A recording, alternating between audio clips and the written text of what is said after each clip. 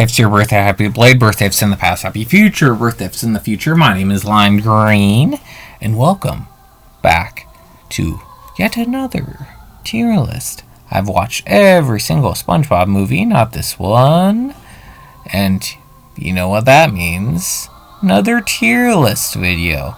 And you know what that means. Time to look at the rules. We're going to be talking about every single SpongeBob movie. And not the specials. Not Christmas Who. Not Atlantis, Squarepantis. Every single SpongeBob movie. And this is going to be an open discussion. We're going to be talking about all points of consideration. My thoughts, general impact. Pay no attention to how this is in a different font. And also, I'm not a film critic, haha. Back to the tier list. We like to work backwards, starting with the Plankton movie, which came out earlier this year. Plankton, the movie, I felt like could have even had less SpongeBob. SpongeBob even says this centers more so around Karen and Plankton as a love movie. Focuses, around Plankton and his college life. He went to college. Talks about him and his first attempt at taking over the surface world, Squid Girl style, building a freeze ray, which is kind of weird. He goes up to the surface, and there's a little kid up there, and the kid puts Plankton and Karen into a bucket. Kid's wearing gloves and swings them around and launches the bucket with the glove still attached, and that's the creation of the Chum Bucket. I guess that's the silliest nonsensical thing I've ever heard. I didn't even need a origin story for the Chum Bucket. But still, I like this movie. Karen works as a villain. I feel like Karen could have been a more crazier villain, though. Some of the jokes I felt weren't the best. It's still like a later,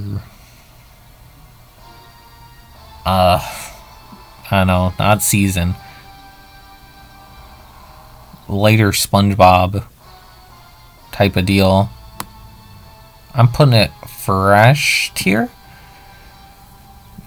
There's gal pals in this movie, which are Sandy, Pearl, Mrs. Puff, and Karen.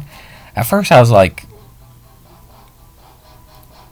I couldn't really see them hanging out together.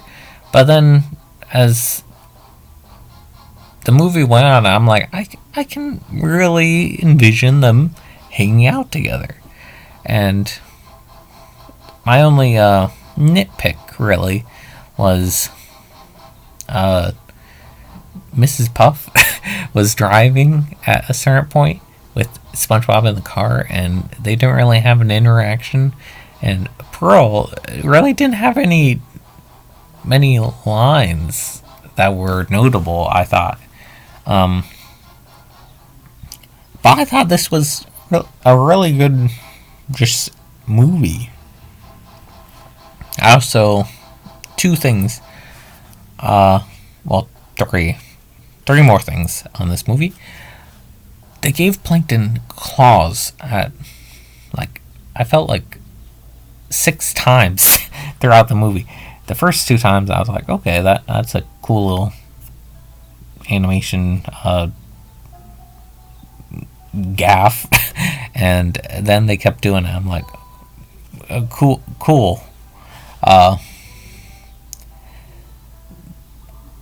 I like to, I guess, not really judge how do I say this? I like to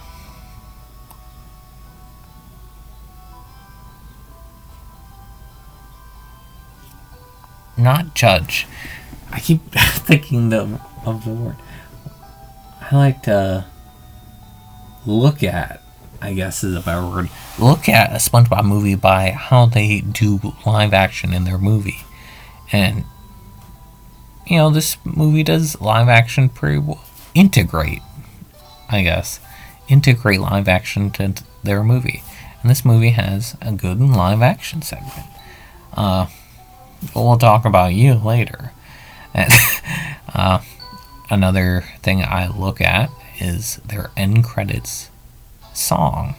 And this movie does a pretty good end credit song. I look at that because, Ocean Man, take me by the hand. Of course, I'm not comparing the songs. I just want to walk away from the movie with, a good smile on my face. Sandy Cheeks, the movie, it does a lot of things. I'll be the first one to say, I think the villains were a good, healthy dose of wacky. Tsunami and the Boots Lab. But I think that's the best that I can reasonably give this movie. I like their reason for being evil, I guess. I like their plot to turn all of Bikini Bottom into merchandisable plushies. That seems so wacky. That feels so SpongeBob. I feel like the live action, people do not like it. Don't get me wrong. And, I understand them. And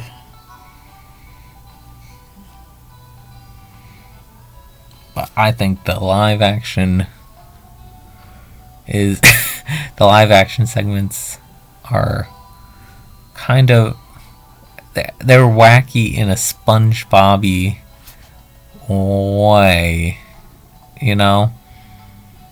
they're Nick-esque, and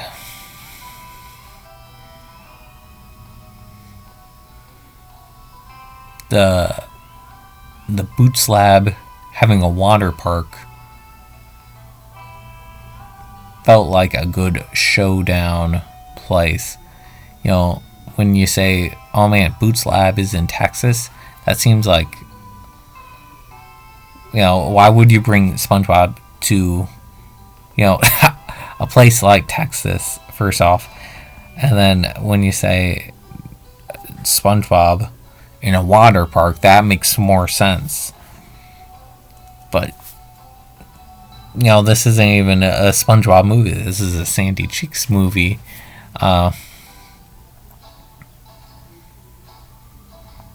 Really, I'm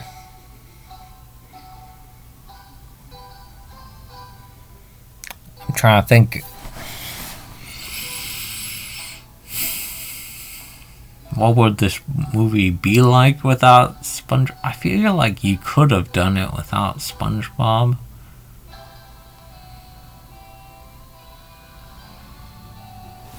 At the same time, I'm like, would you want it?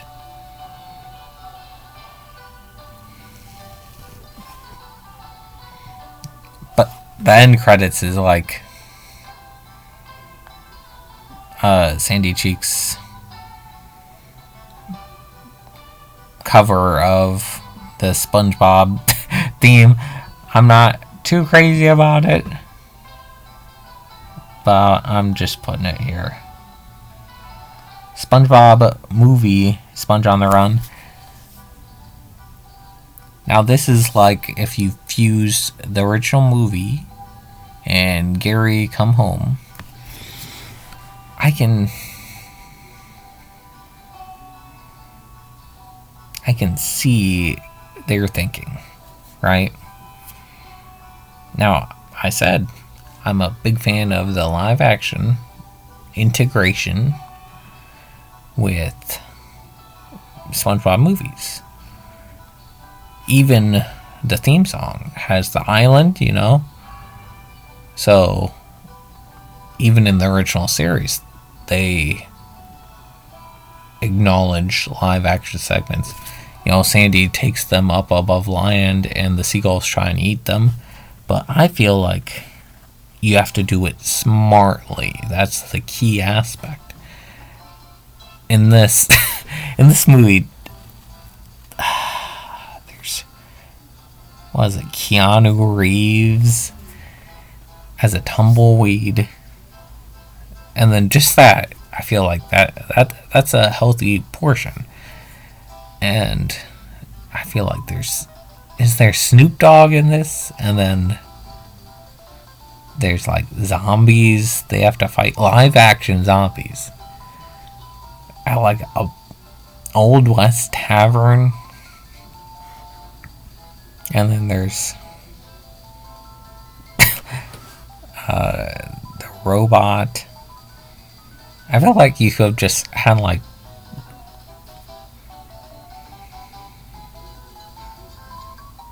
you know what you had with the SpongeBob SquarePants movie. You know, just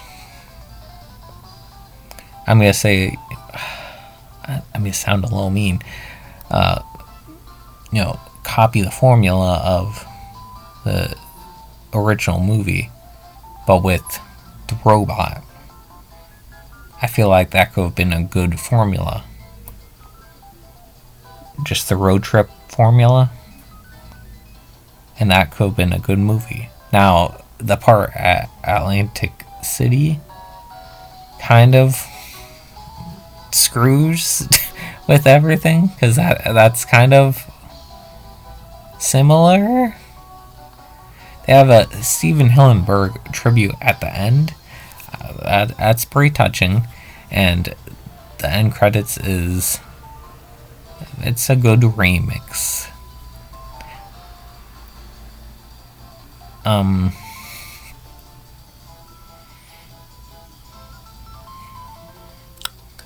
Not a big fan of it though. The end credits isn't as good as the Sponge out of water, and the rest. I really hate to do this though. I'm putting it in moist here. Sponge out of water. When this first released, people were like, do we really need another SpongeBob movie? Now it's looked back on as like underrated, I feel. You have like the superhero transformation, the time travel sequence, Bubbles. You have the Mad Max portion. There's a lot of good things. You have epic rap battles of history. There's a lot going on in this movie. And then Burger Beard, the villain, I feel like he clears all the other villains. I feel you just put this on here, and then you put this on here. Because this one is just like what all these other ones kind of strive to be. I saw this in theaters, and I don't even know what else to say about the original SpongeBob SquarePants book. It's quotable. It's got Plankton as the villain. It's got David Hasselhoff. It's don't even know. It's got Steven Hillenburg working on it.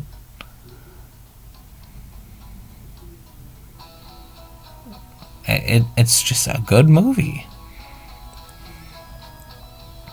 But this is my tier list for all the SpongeBob movies right now.